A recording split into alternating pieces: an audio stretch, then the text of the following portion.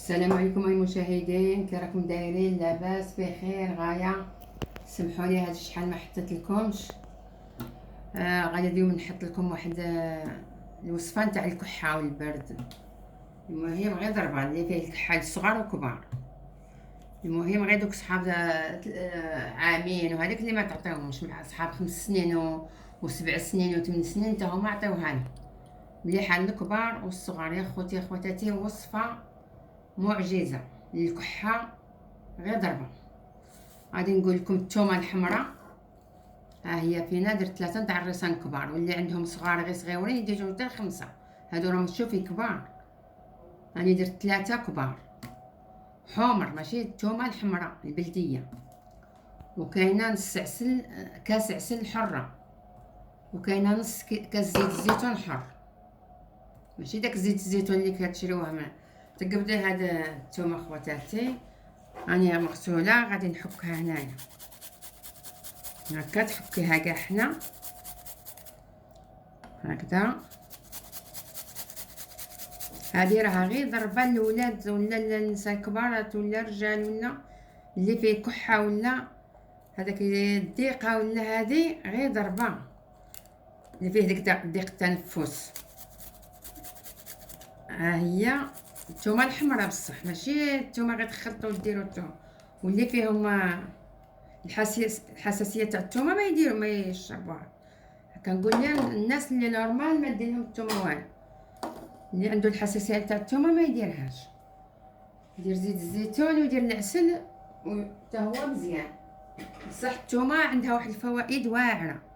هذا نص كاس تاع زيت الزيتون نديرو مع هاد الثومه، شتو كيفاش؟ ها هو. وغادي نديرو ما تخليوهش غير شويه يدفى، ماشي يتبخ، باسكو لا لحم تبخ بزاف صافي مشات الفوائد ديالو.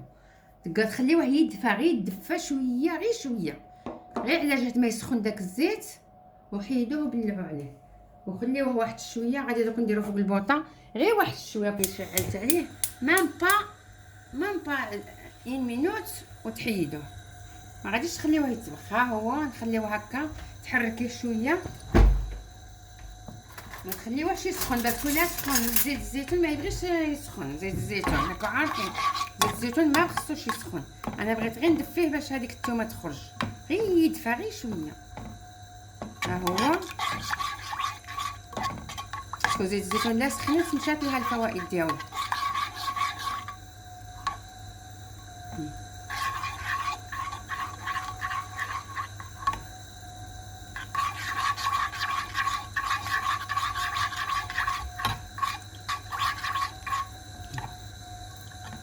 شفتوا كيفاش تجي هذاك الثوم؟ غادي تطلق فيها صافي، طفي عليها صاي، غير دفات غير سخنت غير ماشي حتى سخنت، غير شويه دفات. ها ما خليتهاش تبخ. هاد الزيت وزيت الزيتون الحره والثوم الحمراء غير دفيوها غير تدفى. يعني ناكد عليكم ما تخليوهاش تبخ، غير تدفيوها هكا تسخن شويه غير بحال اللي تدفى، وحيدوها ما تبقاش بارده باش هذاك الثوم يطلق فيها شويه. ها هو وغادي نديها ليها نخليها واحد شويه. ها هو خواتاتي خليوها شويه هكا تسهر. انا راني موجداها باش ما نطولش عليكم. ها هي وديروا نص كاس تاع زيت الزيتون. هاد زيت الزيتون ديروها في نص كاس تاع العسل. انا راني ديجا دايره كان ياكل منها ولدي وجدتها، دايرها بعدا لولدي باش كياكلها، على خاطر كتجي الكحه الحساسيه في هذا الوقت وكنلقى يكح.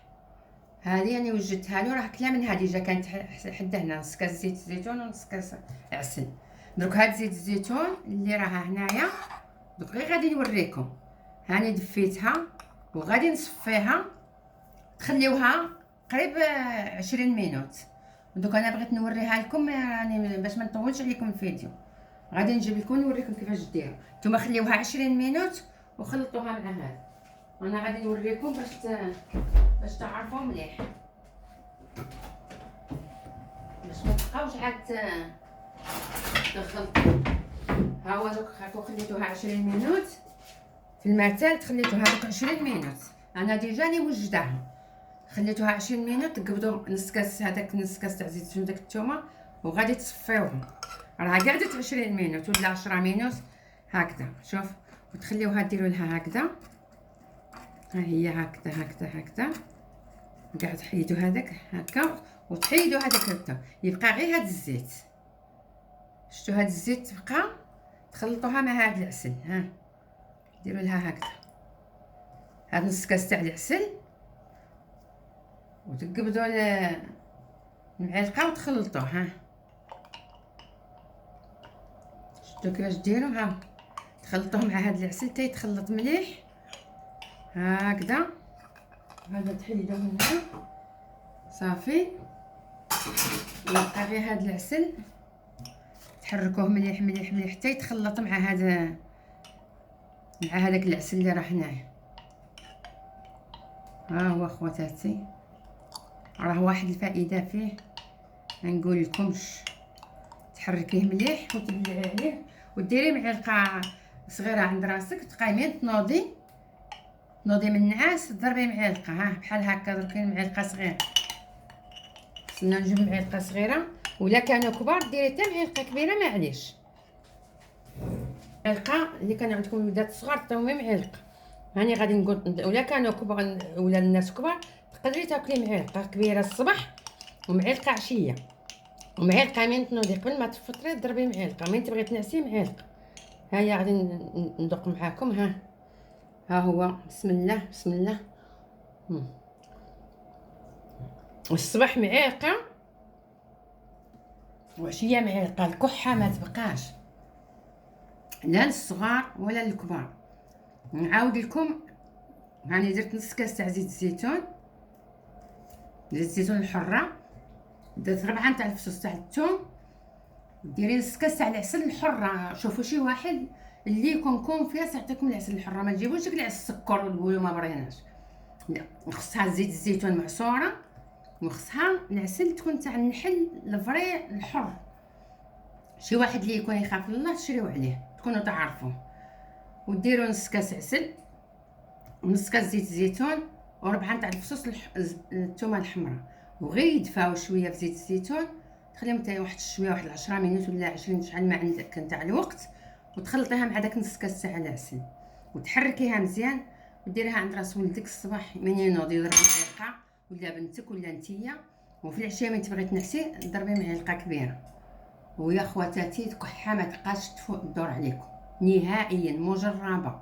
هذه عطاتها لي مرا كبيره في المغرب، كان ولدي فيه الكحه وعطاتها لي وقلت نتقاسمها معاكم. هي عطاتها في الاخر، في الحقيقه عطاتها لاختي، واختي من شافت ولدي يدير عيطت لي قالت لي ها هي الوصفه ديريها لولدك. كي درتها له ما راهش يكح تبارك الله ما شاء الله، راه عنده 27 في عمره، وكتجي ديك الكحه من عنده الحساسيه، وكتجي ديك الكحه من شافته هكذاك. عطاتها لها واحد المراه مجربه وعطاتها لي، راني درتها انا، ها هي درتها لولدي، وهاني تقاسمتها معكم. اللي عنده خوتي الكحه يدير هذه يداوم عليها ان شاء الله راه يبرى. ونتمنى لكم الشفاء للجميع. وراني ما نحلف لكمش، هذه راها مجربه، قالت لي حلف راه ماشي مزيان. راها عطاتها لي واحد المراه، عطاتها لاختي واختي عطاتها لي، وانا درتها لولدي. راه يبي يحاسبني لا نكذب عليكم، درتها لولدي راها عند راسو راه يشرب منها. ها هي مخيره والله، هذه يومين 3 ايام ما سمعتوش الكح، كان دائما يبات يكح. الحمد لله صاب عليها. قلت انا نتفارقها مع خواتاتي وخوتي اللي فيه الكحه يديرها ان شاء الله، والله يجيب الشفاء للجميع. وهذا راه البرد، الناس كلشي راها تكح وراها مليحه، ما نقول لكمش راها معجزه معجزه. هاد المراه اللي عطاتها لنا الله يرحم الوالدين ديالها، هي عطاتها لاختي واختي عطاتها لي، وانا عطيتها لكم، وانتم عطاو بارطاجيوها مع الناس اللي مرض، وتعمل فائده للجميع، ونديو لاجر الجميع. والله يشافي الجميع. وحتى الفيديو الجاي ان شاء الله بحول الله. نتمنى لكم كاع الصحه والعافيه طول العمر، والله يشافي كاع المسلمين ويفد علينا هذا الوباء. كونوا ان شاء الله ملاح يا ربي يا علي يا كريم. الله يشافي الجميع، وبالسلامه عليكم، ونخلي لكم الراحه حتى الفيديو الجاي ان شاء الله بحول الله.